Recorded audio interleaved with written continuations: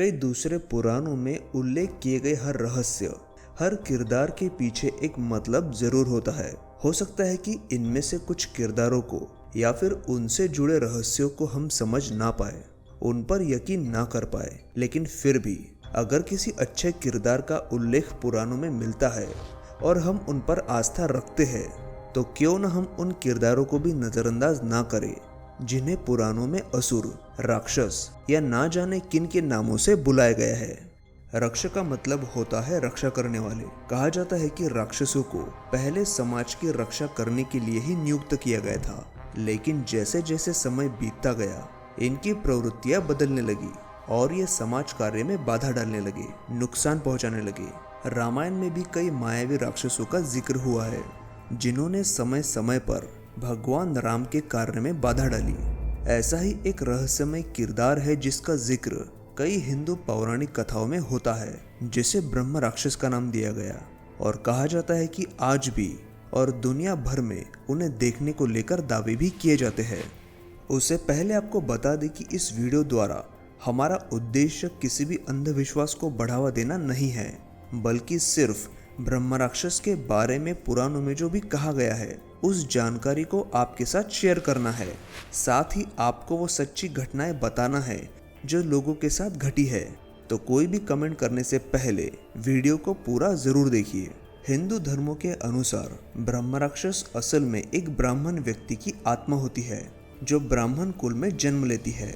ब्राह्मण का काम दूसरों को अपना ज्ञान बांटना होता है, लेकिन जब वो ऐसा नहीं करता या फिर एक ब्राह्मण अगर अपने जीवन में बुरे कर्म करता है या अपनी विद्या का गलत इस्तेमाल करता है, तब वो मृत्यु के बाद ब्रह्म राक्षस बन जाता है, एक भयानक शैतानी आत्मा।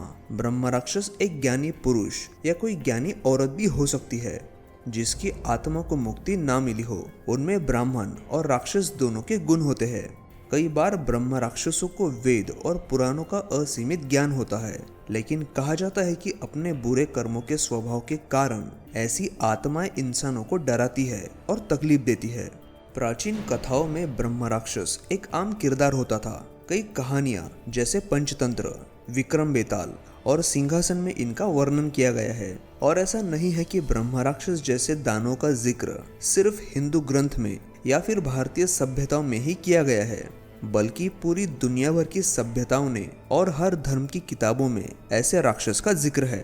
बाइबल में ऐसे दानवों को सेराफिम्स कहा गया है जो अपने जिंदगी के बुरे कर्मों की वजह से मौत के बाद बुरी आत्मा का रूप लेते हैं। कुरान में भी ऐसी ही एक प्रजाति का जिक्र किया गया है जिसे जिन का नाम दिया गया। पश्चिमात्य देशों में तो इस राक्षस को देखने की घटनाएं भी कई बार सामने आई है।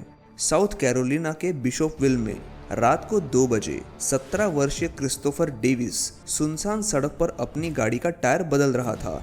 वो अपना काम करके कार में बैठ ही रहा था कि उसने अपने पीछे कुछ आवाज सुनी।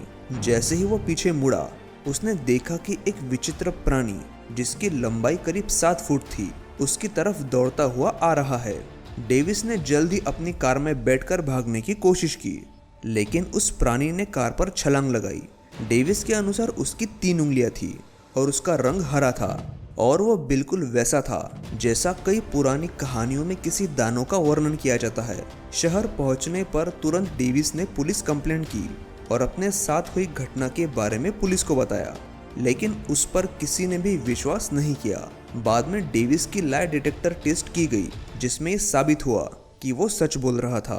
हर एक देश में, हर एक सभ्यता में ऐसे राक्षस को लेकर मान्यताएं अलग अलग है, लेकिन इनके वजूद से जुड़ी कहानियां एक जैसी ही है। भारत में आज भी गाँव में आपको पीपल के पेड़ दिखाई देते हैं। पीपल के पेड़ को लात मारने पर आपने शायद बुजुर्गों से डांट भी खाई होगी, क्योंकि हमारे यहाँ ऐसी मान्यता है कि पीपल के पेड़ पर ब्रह्म राक्षस जैसे शैतानों का वास होता है। अब कुछ लोगों को ये सारी अंधविश्वास से जुड़ी कहानियां लग रही होगी। शायद ये अंधविश्वास हो भी सकता है, लेकिन हमारे बुजुर्ग हमें जो कहानियां बताते हैं, जरूरी नहीं कि उनकी हर बात विज्ञान के नजरिए से ही तोली जाए।